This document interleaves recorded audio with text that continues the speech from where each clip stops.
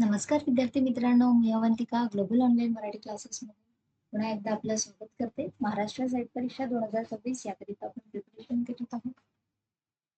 मागच्या युनिटमध्ये आपण कम्युनिकेशनचे concept, types, theory, models, channel बघितले होते. आज आपला क्लास जो आहे कम्युनिकेशनचा शेवटचा क्लास आहे. चला तर बघूया. हा, मागच्या क्लासमध्ये आपण कम्युनिकेशनचे काही मॉडेल्स बघितले होते. उर्वरित मॉडेल्स आपण आज बघणार आहोत. त्यातला पहिला मॉडेल आहे आपला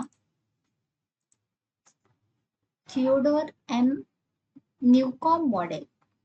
Newcomb model of communication was introduced by Professor Theodore M. Newcomb of University of Michigan. जो न्यूकॉम्ब मॉडेल दिला गेला तो कोणाच्या थ्रू दिला गेला? थिओड न्यूकॉम्ब यांनीच दिलेला आहे. ते युनिव्हर्सिटी ऑफ मिशिगन इथले ते प्रोफेसर होते. He published his research and approach to the study of communicative acts in 1953, which later became known as Newcomb model. त्यांनी त्यांचं रिसर्च जे आहे त्या approach to the study of communicative act इथे प्रकाशित केलं 1953 मध्ये. त्यालाच पुढे जाऊन न्यूकॉम्ब मॉडेल म्हटलं गेलं. The model of communication adopt a different approach to the communication process. त्यांनी हा जो मॉडेल आहे त्या मॉडेलमध्ये संवाद प्रक्रियेचा जो अभ्यास करण्यासाठी काय केले, वेगवेगळ्या दृष्टिकोनातून विचार करून हा मॉडेल स्वीकारण्यात आलेला आहे. The main purpose of this theory is to introduce the role of communication in social relationship, society, and to maintain social equilibrium with the social system. म्हणजे या सिद्धांताचा मुख्य उद्देश काय आहे? समाजातील व्यक्तीमध्ये सामाजिक संबंधामध्ये सोशल रिलेशनशिप आणि संवादाची भूमिका समजावून सांगणे आणि सामाजिक समतोल राखणे. म्हणजे समाजाची सामाजिक जे समतोल आहे, सोशल बॅलन्स जे आहे ते राखणे, हा या थेरीचा उद्देश आहे. नेक्स्ट बघूया. इथे डायग्राम दिलेली आहे. ट्रान्समीटर म्हणजे तुमचा सेंडर. ओके, सेंडरने मेसेज सेंड केला, तो रिसिव्हरला आला, रिसिव्हरनी त्याला समजून त्याला प्रत्युत्तर दिलं सेंडरनी परत मेसेज केला. ही आहे Theodore Newcomb model. Next model आहे डेव्हिड बर्लो मॉडेल ऑफ कम्युनिकेशन, जे 1960 मध्ये आलेला आहे. Another famous communication model is बर्लो model. In this model, he stress on relationship between the person sending the message and the receiver. यांनी संदेश पाठवणारा आणि संदेश ग्रहण करणारा यांच्यातील संबंधावर काय केला आहे? विशेष भर दिला आहे. या मॉडेल जो सेंडर आहे आणि रिसिव्हर आहे यांच्यावर जास्तीत जास्त फोकस केलेला आहे त्यांनी. According to this model, for the message to be properly encoded and decoded, जो मेसेज आहे या मॉडेलच्या मते जो मेसेज आहे तो मेसेज काय झाला पाहिजे? प्रॉपरली एन्कोडेड आणि डिकोडेड झाला पाहिजे. म्हणजे सेंडरनी तो एन्कोड केला पाहिजे, त्याला काय सांगायचं आहे, आणि रिसिव्हरने ते डिकोड केलं पाहिजे. The communication skill both are source and the receiver should be good.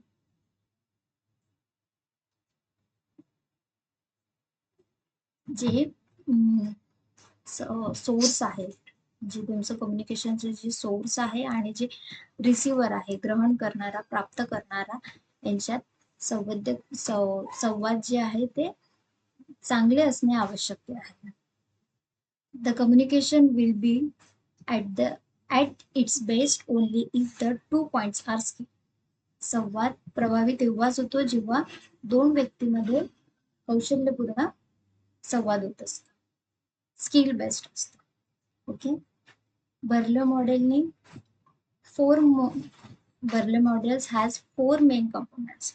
बर्ले मॉडेलचे मुख्य 4 घटक त्यांनी सांगितले आहे. त्याला शॉर्टमध्ये SMCR असे म्हणतात. S म्हणजे तुमचं सेंटर, M म्हणजे मॅसेज, C म्हणजे चॅनल, कोणत्या माध्यमाद्वारे तुम्ही मेसेज देत आहेत, आणि रिसिव्हर मीन्स प्राप्त करणार.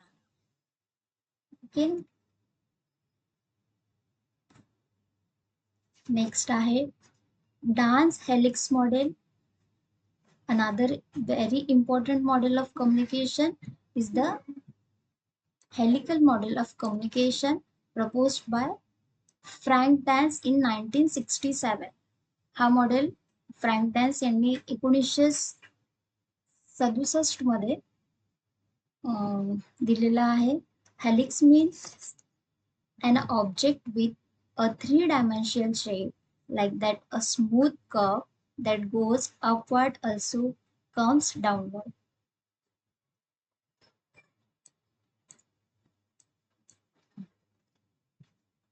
हा जो मॉडेल आहे हा त्रिमितीय आकाराचा आहे. मीन्स त्यालाच 3 डायमेन्शियल म्हणतात. जर परीक्षेत तुम्हाला 3 डायमेन्शियल शेप असं विचारलं तुमच्या लगेच लक्षात आलं पाहिजे. हा जो मॉडेल आहे तो डान्स हेलिक्सने दिलेला आहे. फ्रँक डॅन्सने दिलेला आहे 1967 मध्ये. हा काय आहे, एक स्मूथ कर्व आहे जो वरून खाली येणारा आणि खालून वर जाणारा.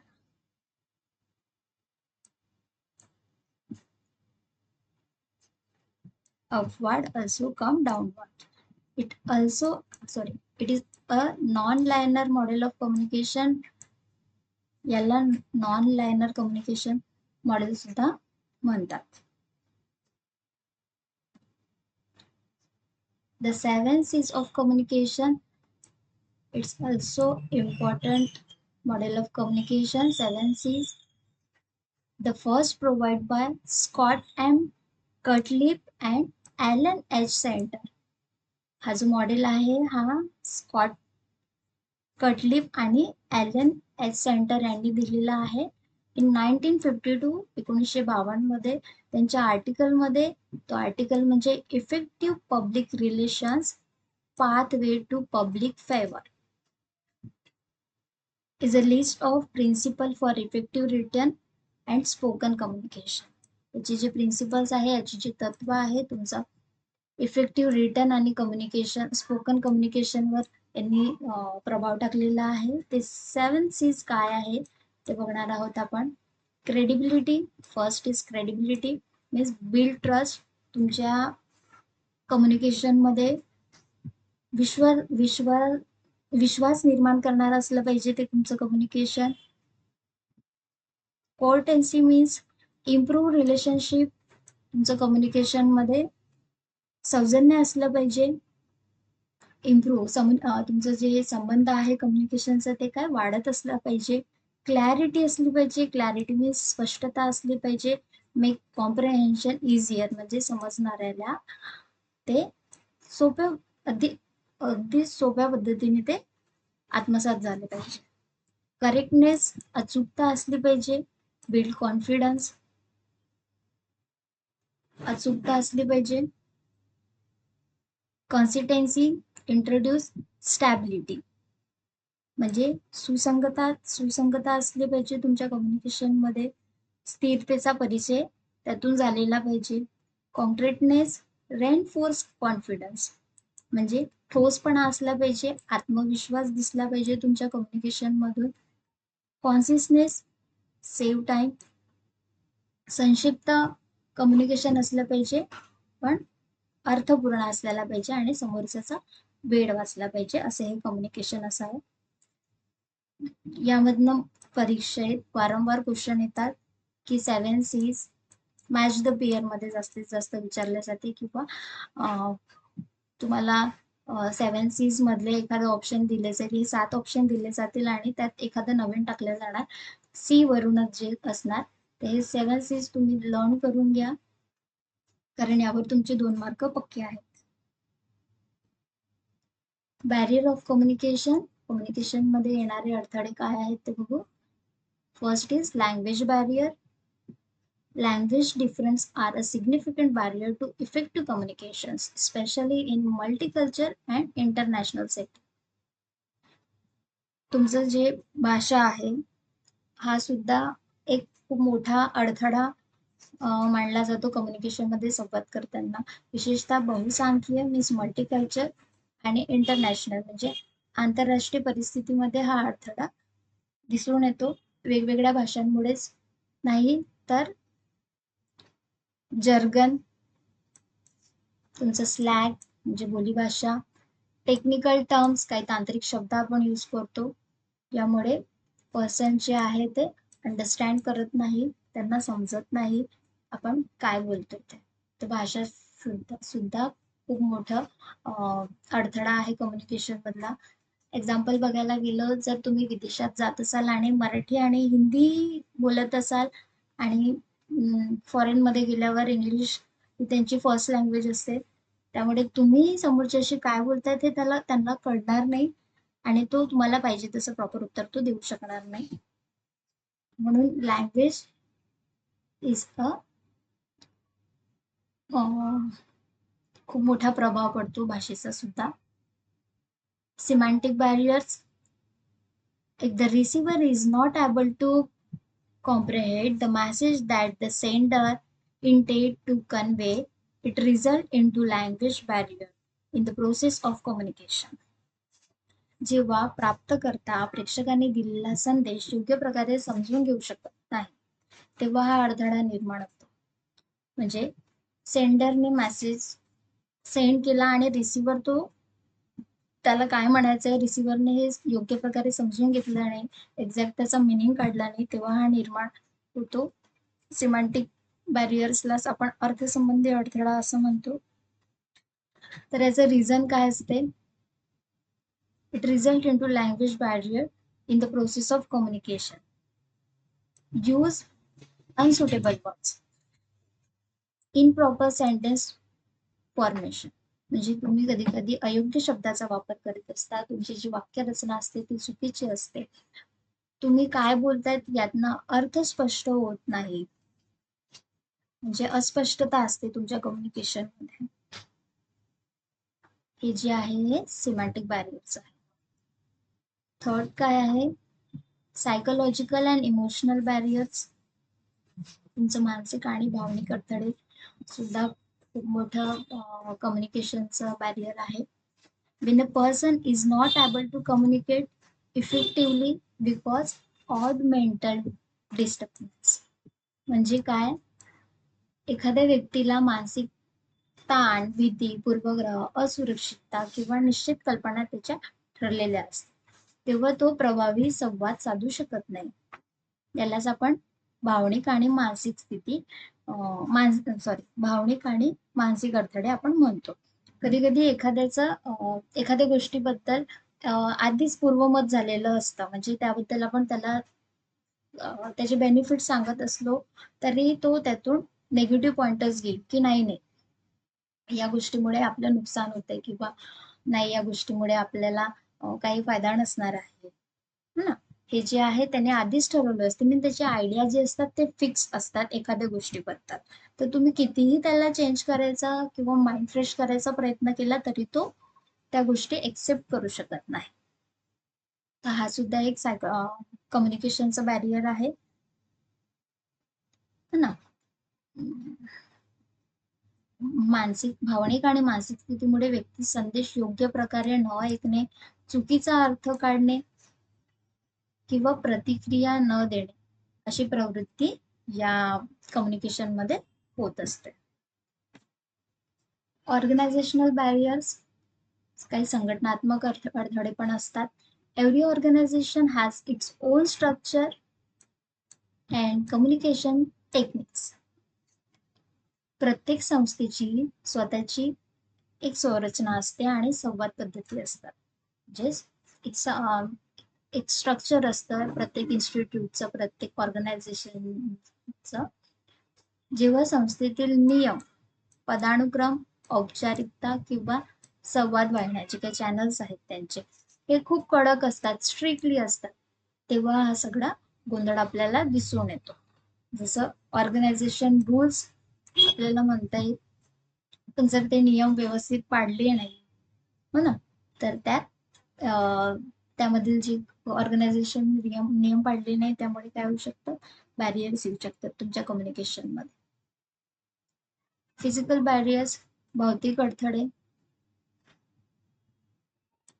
हा, it refer to environmental factor that obstruct the communication process. This include noise, poor lighting, distance, and technical difficulties, all of which can interfere with the clarity of the message being conveyed. पर्यावरणीय घटकामुळे सुद्धा संवादात अडथळे येत असतात, जसे की आवाज, पुअर लाइटिंग, कम्युनिकेशन, प्रकाशाची कमतरता, डिस्टन्स, तांत्रिक अडचणी, काही टेक्निकल डिफिकल्टीज असेल, टेक्निकल एरर्स असतील, या सगळ्या गोष्टीचा जो समावेश असतो तो फिजिकल बॅरियर्समध्ये येतो. ते काही एक्झाम्पल दिले आहे. For example, trying to communicate in noisy office or across long distance during a phone call can make it difficult for both parties to hear and understand each other.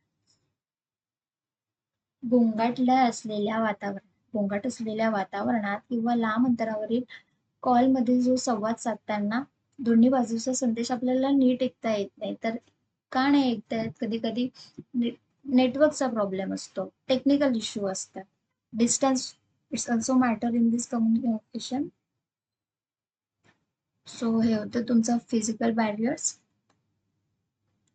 तर कम्युनिकेशनचा chapter इथे पूर्णतः संपलेला आहे. तुम्हाला काही queries असतील तर तुम्ही नक्कीच चॅट बॉक्समध्ये, कमेंट्स बॉक्सला तुम्ही तुमची क्वेरीज टाकू शकता, विचारू शकता. मी प्रयत्न करेल तुमच्या प्रत्येक प्रश्नाचं, प्रत्येक क्वेरीचा आन्सर करायला. क्लास जर आवडला असेल तर नक्कीच त्याला लाईक करा, शेअर करा आणि सबस्क्राईब करा. थँक्यू.